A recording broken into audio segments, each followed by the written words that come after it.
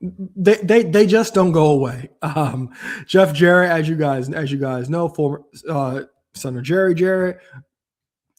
Jeff Jarrett, a former multiple time Intercontinental Champion, World Champion, TNA NWA World Champion, TNA Champion, current AEW wrestler. Even though he hasn't wrestled 18 months, tremendous podcaster as well.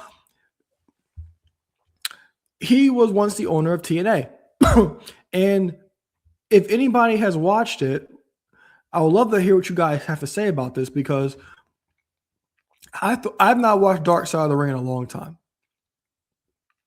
But this is a 3-part episode, only 2 parts out. The next episode will air next week. But I thought it was fantastic. I thought it was phenomenal.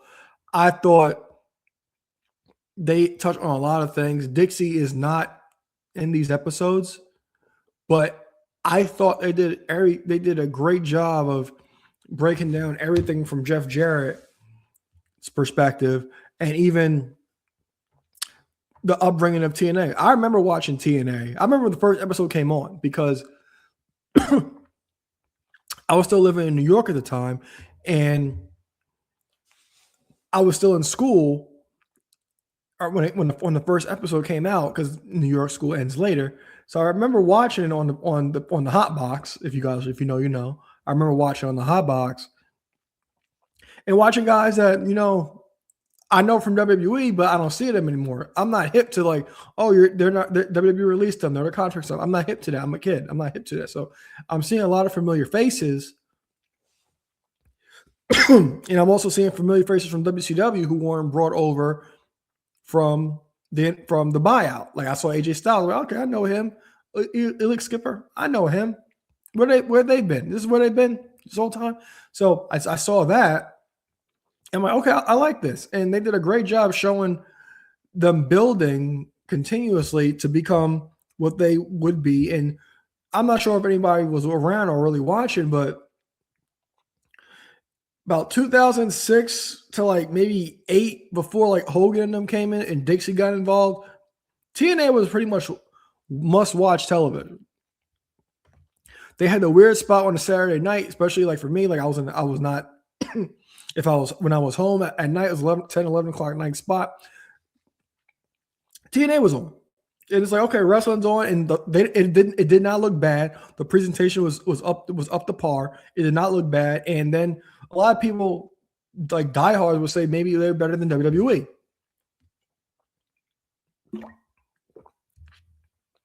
At the time, but it's hard to argue if you weren't watching. But the one thing they did hit on was the signing of Kurt Angle and how that actually changed a lot when it came to TNA. And we're going to hear Jeff Jarrett talk about how it was when Jeff Jarrett would sign Kurt Angle to TNA. Fair use. On the industry. How did you get Kurt Angle to say yes to TNA? Man, oh man. How did I get Kurt Angle? I retold this story, but Chris, I could take you in Orlando studios, back lot, in my office where I dressed every trip, my bag and how I was leaned over it. And Dave Hawk is his business manager. And he said, yeah, Jeff, Kurt is going to be available. And I turned around and looked at him. I said, Dave, I know you wouldn't bullshit me about this. He said, no, I'm not. And I just really could not believe it, because we had begun to have, it was a grind. I mean, we talked about the investor. We talked about moving from the asylum to Orlando, the grind and one step and Spike, and, just the uphill climb. But man, we were having success after success. Our Saturday night ratings. You just signed Christian. Yeah. And I used to love to get the Spike email or calls. Kevin K, hey, bud, this is one I got to call you on. This is what we did in the demo. Like, they were super happy. So there was positive momentum coming. And when Dave told me that, I was just like, gotta be kidding me. And then I had to put on my thinking cap, said, okay, we're going to get him. I want him long-term. I don't, want him to, because I had known Hogan had kind of flirted with us off and on multiple times.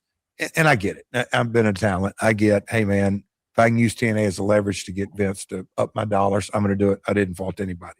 But when I knew I had the opportunity and knew that we need to get him 5 years plus, and we did a 5-year with 2 options, I knew that was going to be a challenge, specifically with Bob Carter. I mean, it was going to be, okay, how are we going to do this? And so we had started the process, and Kurt was gung-ho and everything that went with it. And at the lake here, I was at the marina, and hey, voicemail, call me. So I left the marina and walked up in the parking lot, music blaring and all this. I had to get way so I could talk to Bob, and Bob goes, essentially, hey, Jeff, sell me on Kurt Angle. Which I don't say caught me off guard, but I'm like, okay, here we go. And I said, Bob, what's the name of our company? Oh, Total Night. I mean, went through that. I said, if you want a talent that truly personifies a total nonstop action wrestler, that is, in my opinion, Bob, no BS. I think he is the best wrestler in the world today. That's who we're talking about. He said, okay. So, I mean, he believed in me. And like I said, we had begun to have stack up a few, I'm not saying major blowout wins, but small wins after small wins after small wins. And then Kurt Angle's a game changer. It was in so many ways huge for the brand, huge for me personally, as far as, okay, I'm out of the ring. He's signed long-term. And I don't know if it's talked about enough, but Kurt Angle wrestled more years in TNA than anywhere else. Yes. Had his best matches there. He'll even tell you that. Buddy. And when Kurt was on, I mean, incredible. AJ Styles, Abyss, about as far dynamic. I always use those two guys because AJ is high flyer, X division, and Abyss, the monster Abyss, it goes without saying, is Kurt could have the best match on the card with either guy. And if he needed to wrestle both guys in the same night, he could.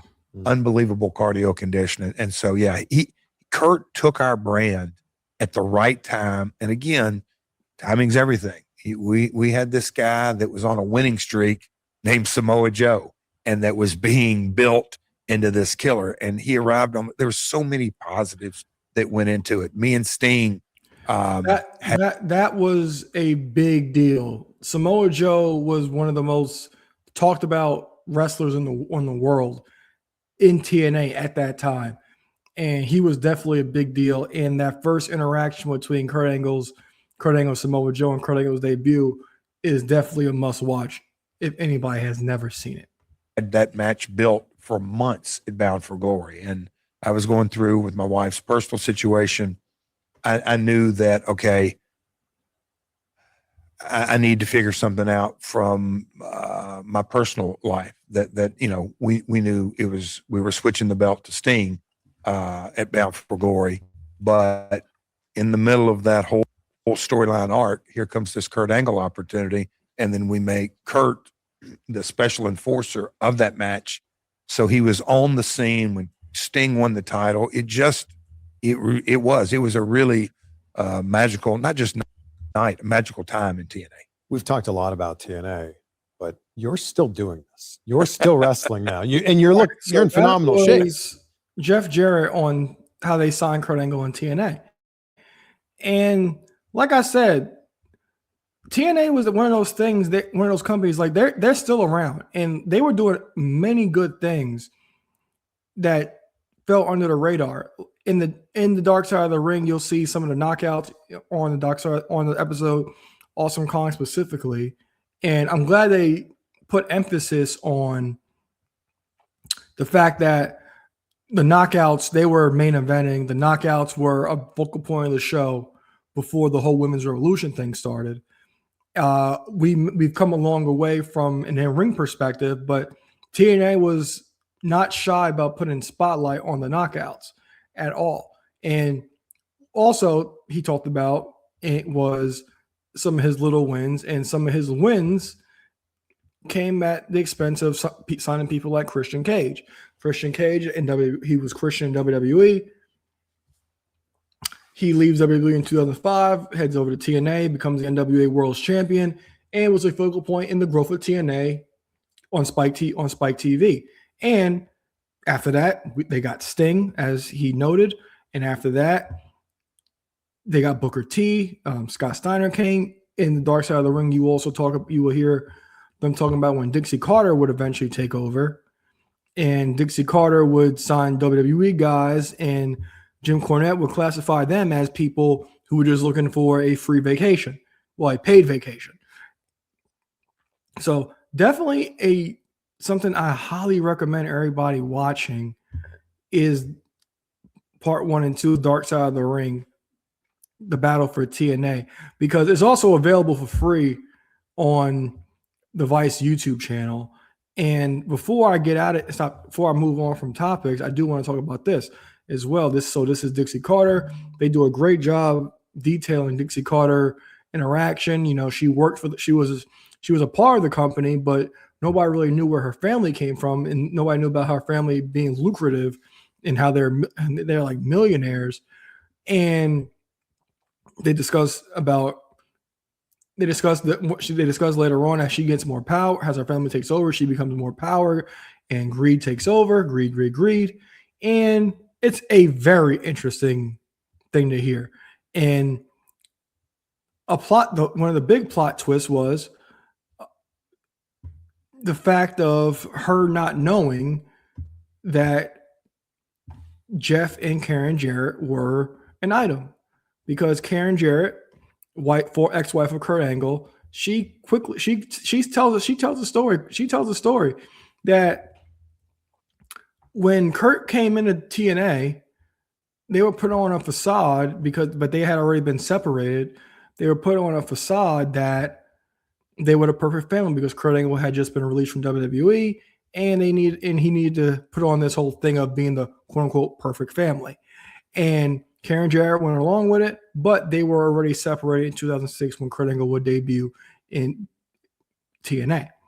So definitely looking forward to part 3 and hearing what goes on, because they stop around the Hogan Bischoff signing. So it is very much a very interesting watch. So I highly recommend everybody checking that out if you guys get the opportunity, because Dixie running the show is just getting started. If you guys are unaware of what's going on, what happened with TNA and Jeff Jarrett. And I also thought this was crazy as well. The fact that, like, she sends Jarrett home after she finds out about Karen and Jeff. She does that. And then she has the unmitigated gall to sit there and ask Jarrett, hey, I need you to go see Hogan. Jarrett should have been like, shut up, bitch. But he didn't. Jarrett's a company guy. He didn't do it. Jeff Jarrett, he's definitely one of the most interesting people in the world of wrestling. I would actually love to interview Jeff Jarrett. Watching him talk and watching him in this gives me a whole new respect on the man. So I highly recommend everybody watching Dark Side of the Ring episode 1 and 2, season 7 episode 1 and 2, with the battle struggle, the power struggle of TNA between Jeff Jarrett and Dixie Carter. So, woo! All right.